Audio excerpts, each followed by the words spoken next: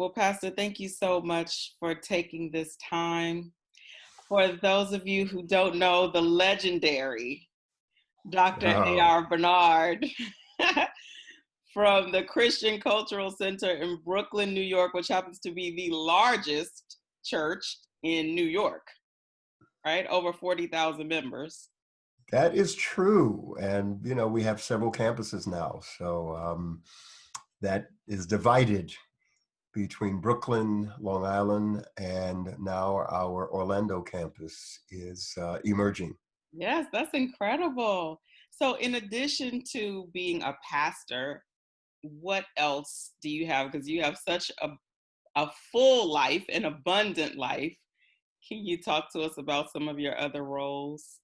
Well, I am primarily a pastor. So let me expand on that. We get the word shepherd out of that. And pastors slash shepherds were not thought of biblically the way they are today. That is something that emerged as the Church of Jesus Christ as an institution continued to grow and evolve.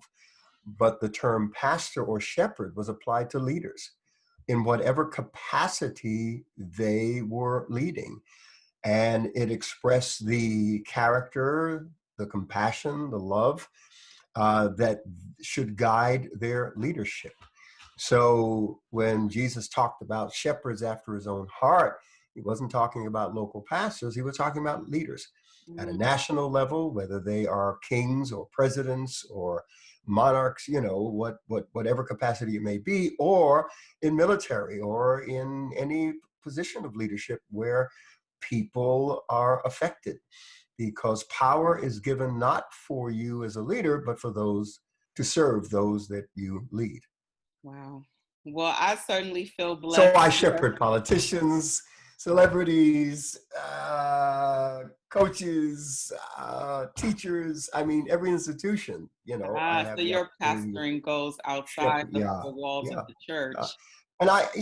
and to shepherd people means to help them find their way, to maintain a spiritual connection to God, to keep in touch with who they truly are by God's design, and to live out their purpose.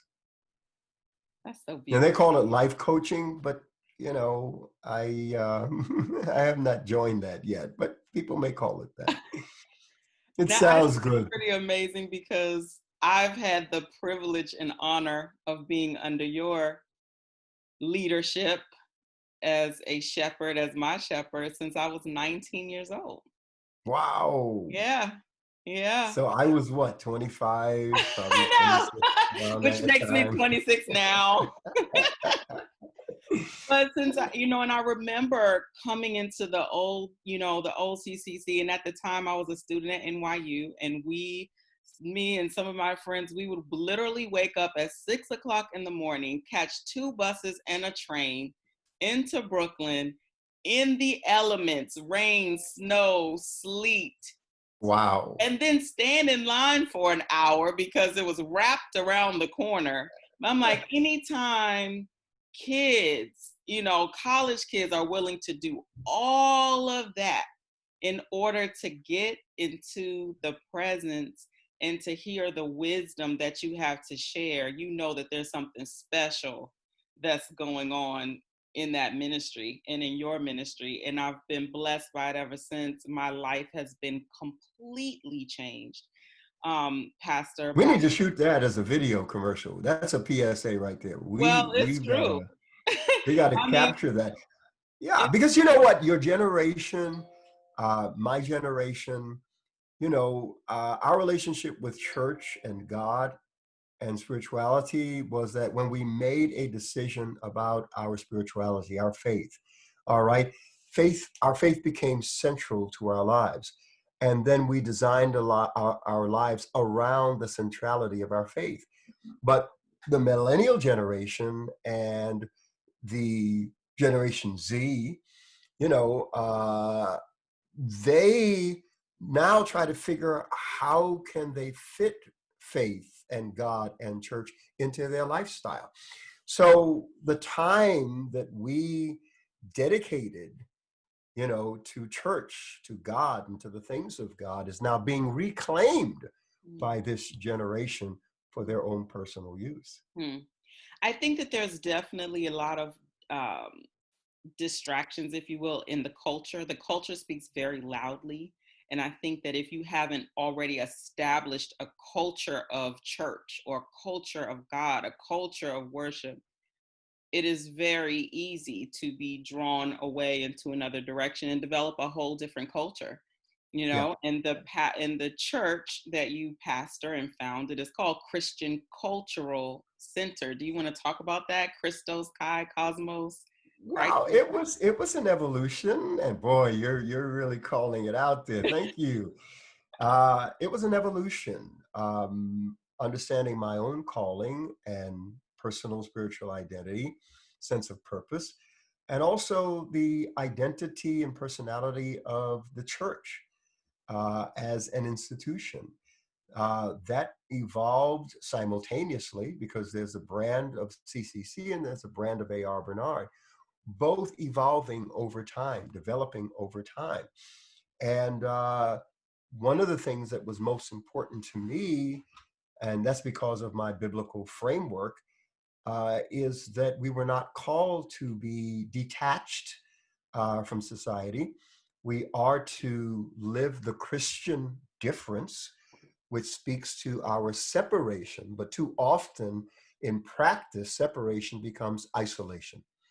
So I live and thrive at the intersection of faith and culture. And culture is that integrated system of beliefs, traditions, customs, ideas, products, values, technologies that make up the life of people, of society.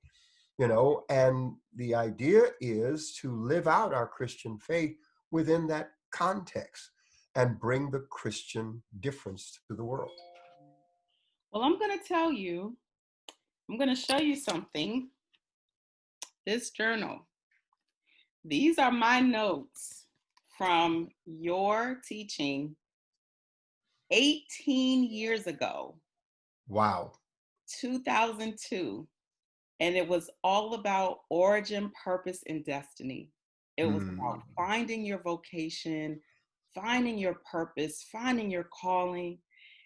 And you poured out questions to ask yourself and things to consider about yourself and ways to press into God in order to discover, what am I here to do?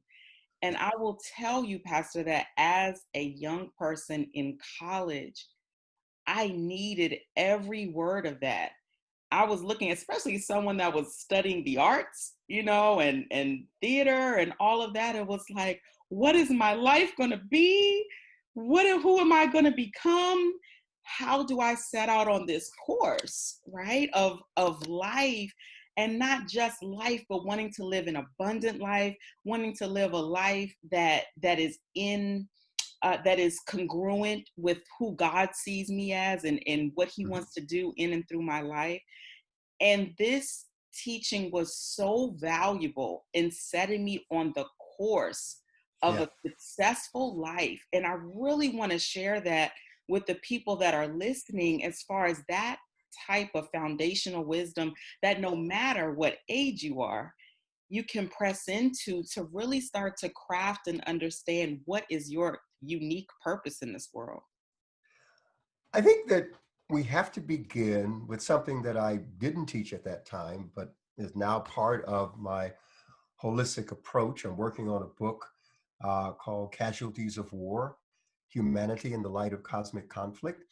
And the opening chapters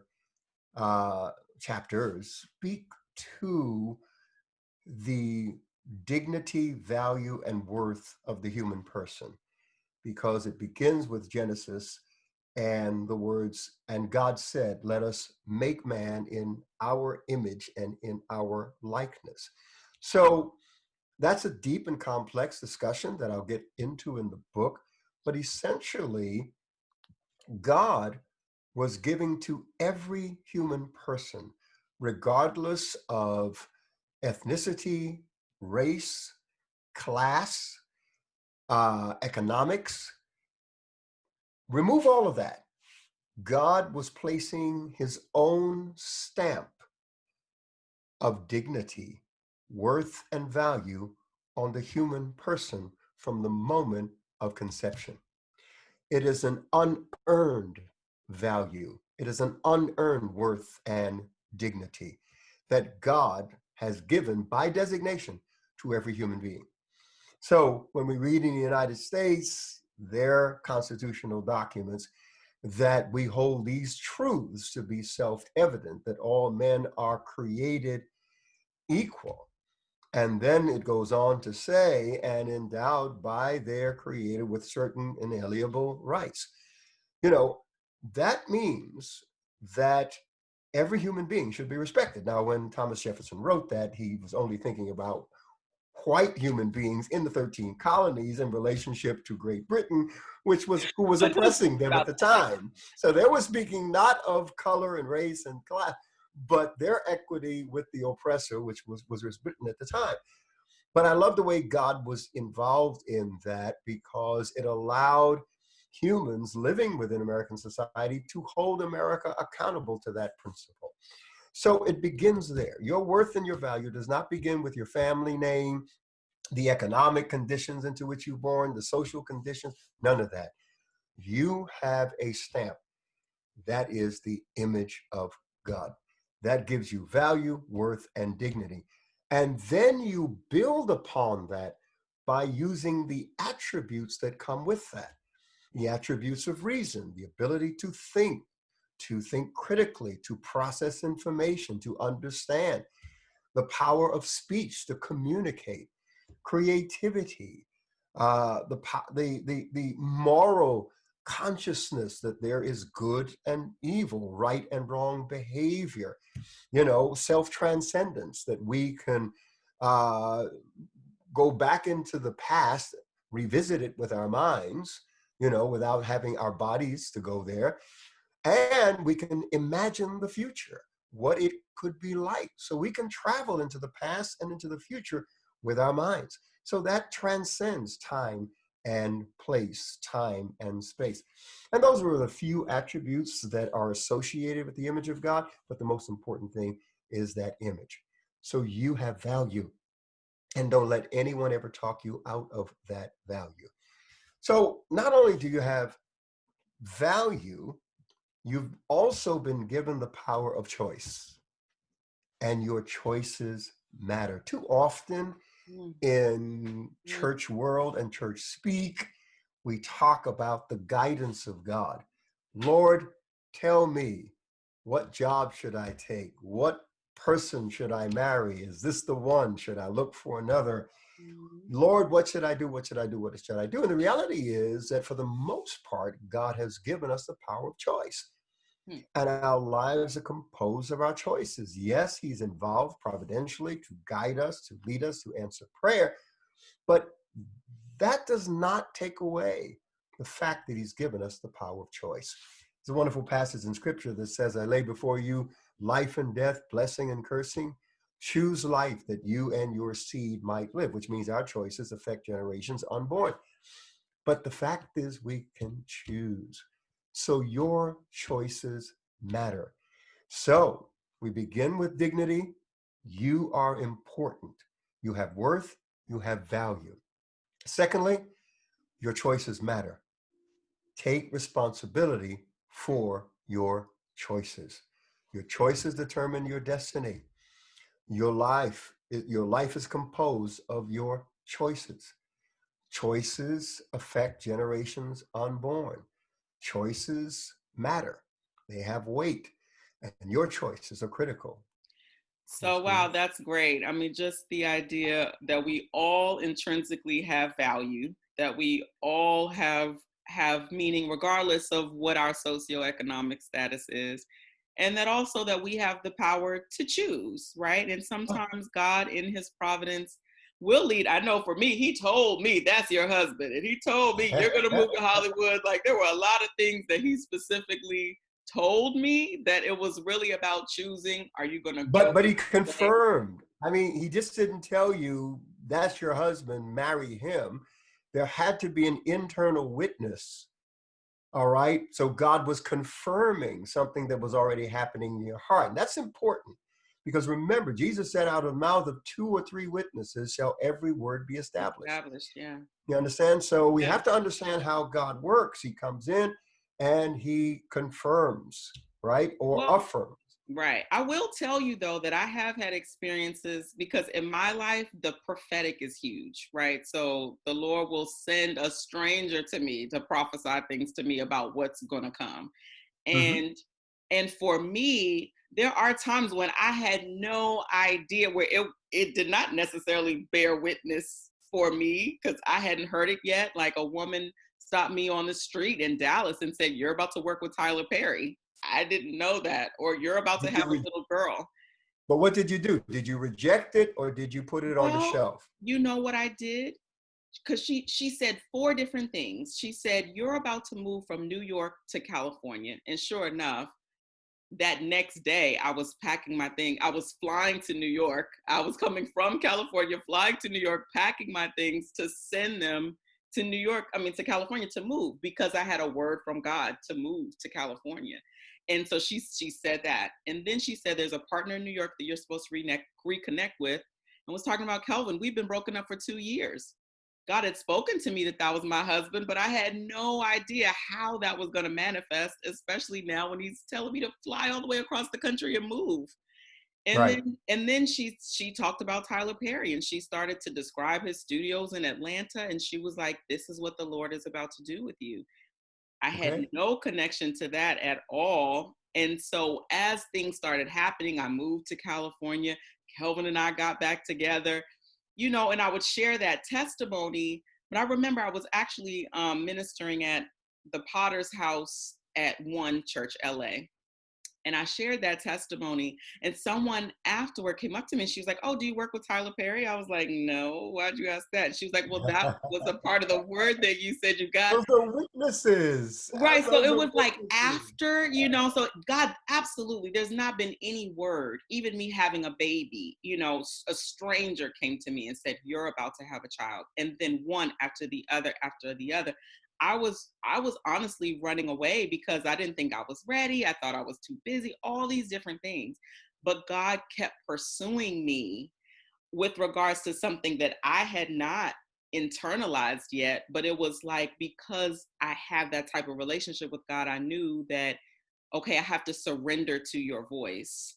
Even if Right. it's not a part of my plan or what I was, planning to do in what order and what time, I did know he's speaking and it's for me to conform myself to his plan as opposed to rejecting his plan and simply going my own way. So when the word comes, you can embrace it or you can reject it, correct? Yeah, So it comes back to your choices, what right. you're choosing to do, how you're choosing to respond to the activity of God in your life. And that's why I say choices work together with the voice of God. Too often we separate it like we're robots and God said, "Okay, God, what tie should I wear? What dress should I wear?" And You won't know what make I mean? otherwise. What should I choose? A skinny-licious menu or should I choose from the entrees with Skitty-licious. I'm here to 3,000 tell you calories? skitty-licious. So we talked about origin, purpose, and origin, purpose, destiny is basically your raison d'être, your reason for being. Why are you here? And you've got to believe that there's a reason, right? So where do you start? And let me give 4 questions because you want to live life intentionally, right? You want to live with intentionality, which means you're taking personal responsibility for your choices. You understand and appreciate God's guidance and his speaking into your life. So you're not living just for yourself. You understand your connection to God. Um, but you have to answer the next 4 questions with clarity and specificity. Because specificity, and you remember this one, is the basis for cooperation. The more specific you are, the more clear you are, the more you're able to cooperate with your visions and dreams, and the more others can cooperate with them who are going to support you. So you have to answer the next 4 questions with clarity and specificity, which means you need to take time and not just flippantly respond. The first question, which is important, and it's like when you're in a hotel room, you look at the back of your door usually, or in the hallway, there's a picture of a map and it says, "You are here." And that's so important because that helps you understand what proximity you're in to where you want to go. So the first question that you have to ask is, where am I in life? And you have to think about that spiritually, morally, socially, economically, relationally, physically. You have to look at a holistic answer to that question. Where am I in life? That's number one, okay? Secondly, where do I want to be in life? Now your creativity and imagination comes in. And see, the reason why this begins with your own worth, value, and dignity, because you'll only use your imagination to the degree that you value yourself. Mm. So if you have little value for yourself, you can't imagine or won't imagine big things, wonderful things. If you have low self-esteem, all right, you're going to handicap that imagination that works with beautiful passages. Now unto him who is able to do exceeding abundantly above all we can think, ask, or imagine. God can do beyond our imagination, but your imagination will be stifled by your self-esteem. And I love something that you say a lot too, Pastor, that essentially you can only aspire to the level to which you've been exposed.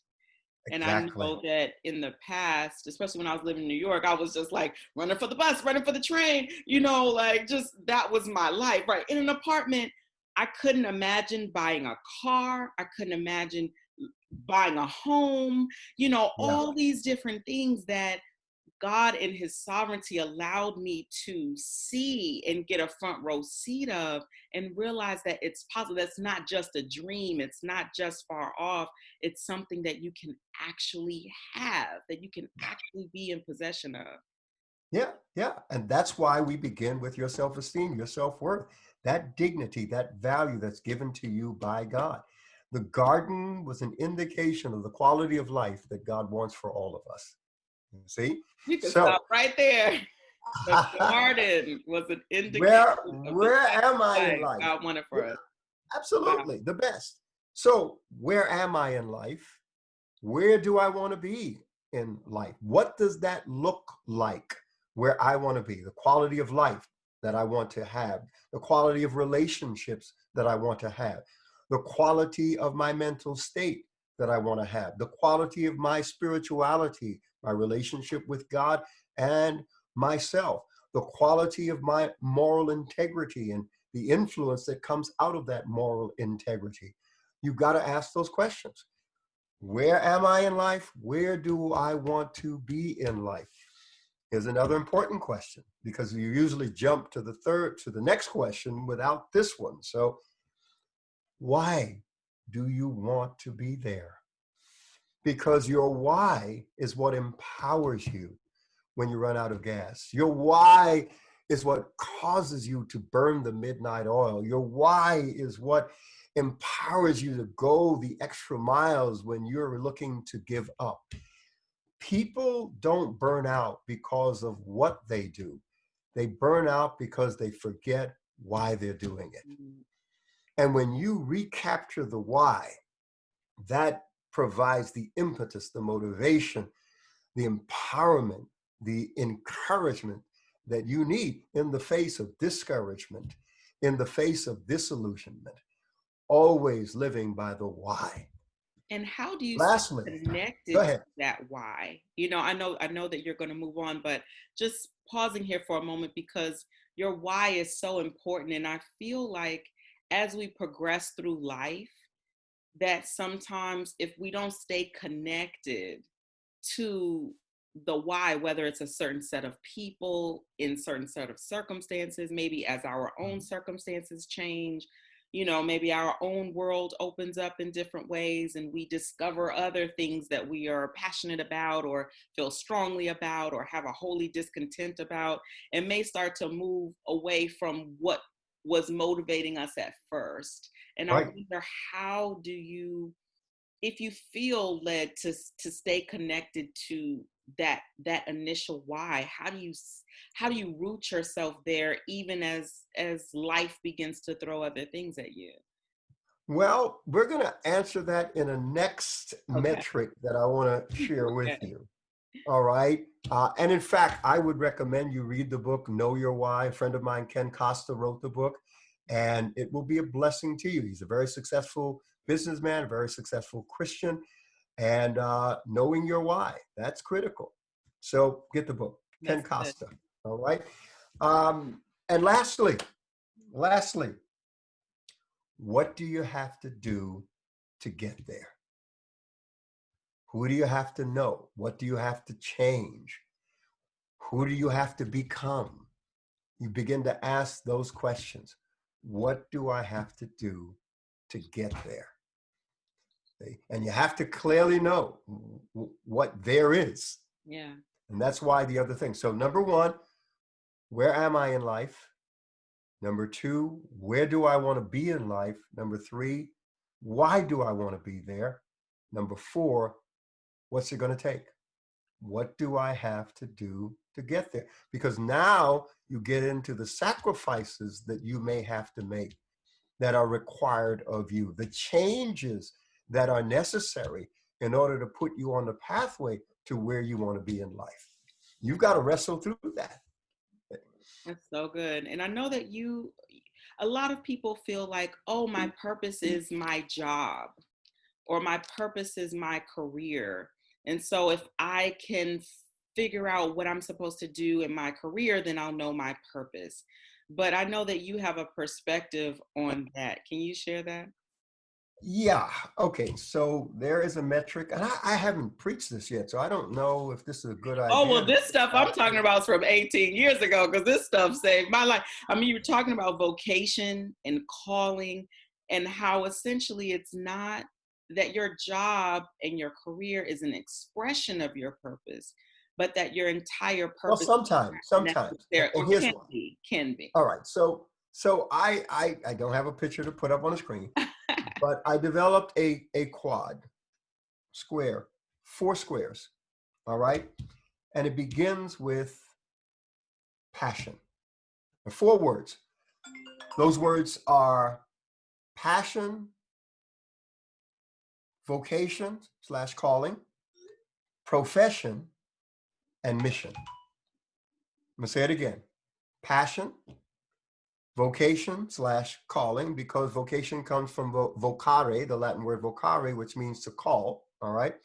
So passion, vocation, profession, and mission. So let's start with passion. That's easy. What do you love? What gets you up off the couch? What motivates you? What starts the creative juices flowing in you? What is it that you've got to get involved with? What cause is there that when you hear of an opportunity to get involved in that cause, you want to jump in, you're ready to go? Passion. What's your passion? Because every one of us has a passion, something that drives us, something that stirs us, something that excites us. You understand? Now, next is vocation, calling. And you don't begin by trying to answer what your calling is. You begin by asking the question, how am I wired? How did God design me? What are my gifts? What are my talents? What are my abilities? What's my personality? Because you are hardwired for your calling. So you can't separate those two. And too often we put that aside. But it's knowing how you're wired, your design, all right, that leads you to understanding your vocation, your calling. Because what God's called you to do, he has wired you to do. He's gifted you to do. What God's gifted you to do, he's called you to do. So if you have a passion for music, maybe you're going to play an instrument. Maybe you're going to compose. What that instrument may be, we don't know. Mhm. So So you it can moves look from at the your general. gifts and see, you can look at your gifts and get an idea of what your purpose is, or where your purpose is kind of stirring up in. Going to take you, right? Because again, I said, suppose you sense a purpose in music. All right. How does that play out? Suppose you sense a purpose in the area of mercy. Do you become a nurse? Do you become a philanthropist? Do you become a doctor? Do you become a missionary? These are things that move from the general to the specific. See? But again, you go back to, what's my personality? Because, look, I have 130 employees, and I have employees who are great when it comes to interacting with people and customer service. I have employees that the worst thing I could do is put them out on the front line to deal with people, because they are individuals who love data. They interact with computers and technology, but people, that's a different story. So we're wired. We are all wired for purpose, for calling, for vocation. So passion, vocation, profession. So let's understand this, because profession is first essentially profession is your occupation. And in order to tackle that, you have to ask, what quality of life do I want? And how much is that going to cost me? And how can I earn the money to have that quality of life? So your profession is your occupation, your job. And why do I separate that out? Because your passion may not always empower you to pay the bills. That part. You cannot always translate your passion into an occupation. Income. You cannot always translate that into value in the marketplace, where people will pay you for your passion and it can pay the rent. And some people think that just because I have a passion for something, sure, that's going to translate into value in the marketplace. I'm going to do that the rest of my life. No. So you have to think about paying those bills, paying for the life that you want to live. And that's your profession. That's your occupation. Now, how do we put that all together towards purpose? We use the word purpose, but I'll use the word mission. Mm-hmm. And mission is, what does the world need from you? Now you go back, well, how am I wired? What gifts do I have? What do I bring to the table? Because the world is demanding something unique and specific that you have to offer. So when you decide, this is going to be my mission in life, Mother Teresa of Calcutta, her passion was to help people, to offer mercy. She turned that into a mission because she heard the voice of the world. The earth was calling her, saying, I need that. Translate that. So when you think of mission in life, you put this all together and you understand, what does the world need from me? And then you answer that. That is incredible. That is incredible. Because I think each of us feels a demand on ourselves, right? Even if we're by ourselves alone, we feel this pull, or we have these sensitivities to different things that are happening. And so I wonder, I'm just sitting with that because it was so powerful. Well, unfortunately, some people don't make it their mission. They feel the pull. Right. They experience the sensitivities, right? Can you imagine if this particular person with the gift of prophecy did not open her mouth and speak that prophetic to you and kept it inside? She's feeling that pull. She's feeling that demand. I feel it as a teacher. I feel it as a pastor and shepherd. It's real. I guess I wonder if you feel, because a lot of people, and I know when I'm doing workshops and speaking and stuff like that, one of the things, especially for creatives, experience having multiple gifts, multiple talents, a Yeah. big, huge vision, right? And see themselves doing a lot of different things and are really multi-talented and have the ability to do a lot of different things. So if you're not sure what that one mission is, right? If you're like, oh my gosh, I'm concerned about the homeless, and I'm concerned about kids being abused, and I'm concerned about people that don't understand their worth and value, what would you say to a person like that? I, I will tell you, I had the opportunity to be on Super Soul Sunday with Oprah, and I made a comment. She looked at me like, okay, I didn't hear it like that before. I simply said that purpose is not static, it's dynamic. In the beginning of this conversation, I said, I'm a shepherd. Mm-hmm. How I apply that changes over time and circumstance. The arenas in which it's applied changes over time and circumstance. In the beginning, I was a shepherd to my congregation. And that's where my pastoral gifts and teaching gifts were experienced the most. But then as we grew, I began to understand my responsibility for the community. And from the community, it led to groups of people, social institutions. It led to our state. It led to our nation. Then it led to our world. Mm, So God put me here to be a shepherd. But mm. how it's applied differs over time and circumstance, levels of experience and growth and development. So I hope that helps you understand. That is incredible. Yeah, because listen, if you think your purpose is that one thing that God's called you to do, suppose you do it when you're 30. And what do? You die? You go to heaven? You have no more reason to Right. be here? No, no. Your purpose remains consistent, but how you apply that purpose changes. Changes.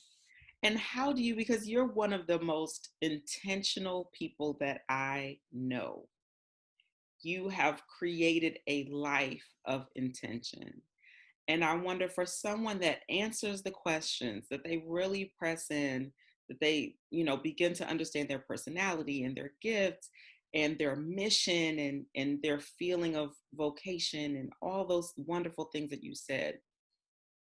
Once they kind of answer those questions and really start to feel clear on where they should be going, how do you suggest setting up your life in such a way that you're living with intention now?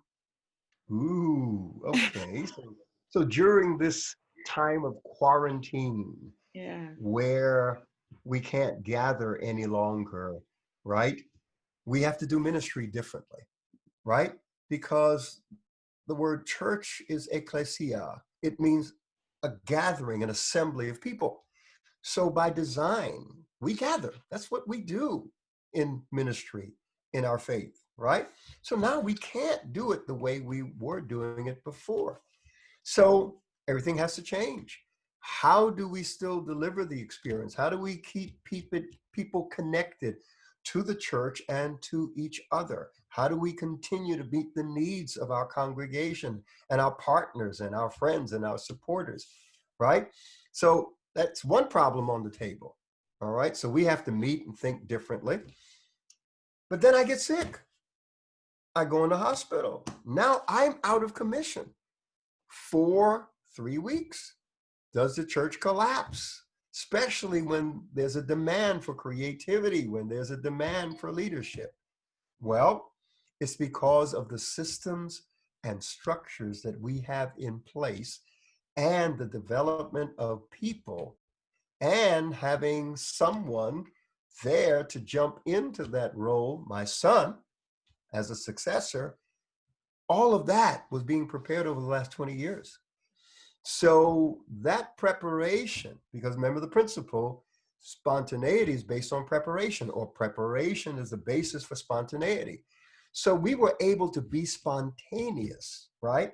Because of 20 years of preparation, that if something happened to me, whether temporarily or we will talk about permanently, the systems are in place, the structures are in place, the people have been trained, and the leadership is in place. So my son Jamal, PJ, he jumped right in, and he knew what to do and began to take care of business. He still had to learn some things along the way, All right. And fortunately, I was only in the hospital for 5 days. So during that period of recovery, all right, we could talk, we could communicate, I can help him and guide him. But essentially, he was on the front lines, making the decisions and keeping things going. So systems and structures, how you structure your life. All right, I'll share this with you. However you organize your life, all right, how you arrange your life becomes a rhythm.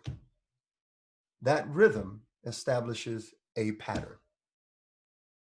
So you look at your life, and if you don't like the way it is, if you don't like the patterns that you find yourself trapped in or repeating over and over again, go back to how your life is structured. Go back to how your life is arranged. My life is arranged intentionally for many different reasons. All right. I build accountability into my life to keep my feet on the ground. And the two leaders of that department, the Holy Spirit and Karen Bernard, keep my feet on the ground. Yes. And then I've got family who help to do that, and then staffing. So you structure your life intentionally to create the rhythm that establishes the patterns of life that you want, that are wholesome, that are good, that are productive, that will move you towards your vision for the future. That's very, very important. Yeah, and I just love how you do that. I mean, because a lot of us wear various hats. You wear a lot of hats. You're a husband, you're a dad to multiple children, you're a grandpa, papa to multiple children, in addition to being a pastor, in addition to being involved in political, economic initiatives, and so many different things. So I imagine, and even for my own life, being able to be very focused in on what is this season about? What is this time about? What is my purpose in relationship to the things I say yes to, right? Right, Because I know right. you talk a lot about the power of no as well, and knowing when you're actually supposed to not go in a particular direction, even if it looks good. Yep, yep. Sometimes, good can be the enemy of best. So you have to be careful in the choices and decisions that you make. And let me say this to all of those that listen to someone like me and say, okay, this guy's a Superman. No, there's kryptonite. Okay. I went through a process to get to where I am today in life and in my experiences. I made mistakes along the way. I had to read, I had to study, I had to grow, I had to learn. I enjoyed the forgiveness of my wife, my family, when I wasn't getting it right in my leadership and in balancing, my time, my passions, my vocations. There was that period, and it put a strain on me. It put a strain on my marriage and other relationships. But I worked through it. I learned. I was willing to grow, and continue and never settle. And I think you have to have that as part of your core value system, your core values, and the system in terms of how you prioritize those values. So for me, I have a relentless drive for progress. I will never consider myself arrived. Till the day that I die, I'm going to be searching, learning, growing, seeking, all right, to my last breath. And I think that's the way we should live life. That's really living life to the fullest. People get to a place and they feel that they've arrived, how wrong they are, because there's so much more to learn, to grow, to experience, to understand. Wow. Well, Pastor Bernard, I think everybody that is watching this can agree with me that you are an immense blessing. And the wisdom that you share is so rich and so deep and is actually life transforming if we decide to put it into practice. So I just encourage everybody that's watching, for you all not to let, this video pass you by. Really, really keep rewinding, pausing, answer those questions for yourself. Pray, get clarity on what your purpose and calling is, because your life, if you apply the things that Pastor Bernard is saying, your life will absolutely change. That's a given. It will change for the better. So, Pastor, thank you so much for your time. It's been my pleasure. But and let me say this too. I am proud of you because you took what you heard and you applied it. And that's why you're enjoying the life that you're enjoying, the level and quality of life that you're experiencing, the relationships and all of that. So that's important. It's not just hearing, it's doing, it's applying what you hear relentlessly. Mm, thank And you. don't worry about failure because that's the womb for success. Woo! That was free. that was a bonus. Now, where can people follow you? How can they connect? Excuse me. No problem. How can they connect with you or follow you or stay connected to you? Well, I will tell you, there is our social media platform, which we're totally revamping. We're going to be launching my YouTube channel, centralizing Great. everything along with so many other things. But they can go to arbernard.com. They can go to cccinfo.org and find out about our church. But we're excited. We're at a time of revival.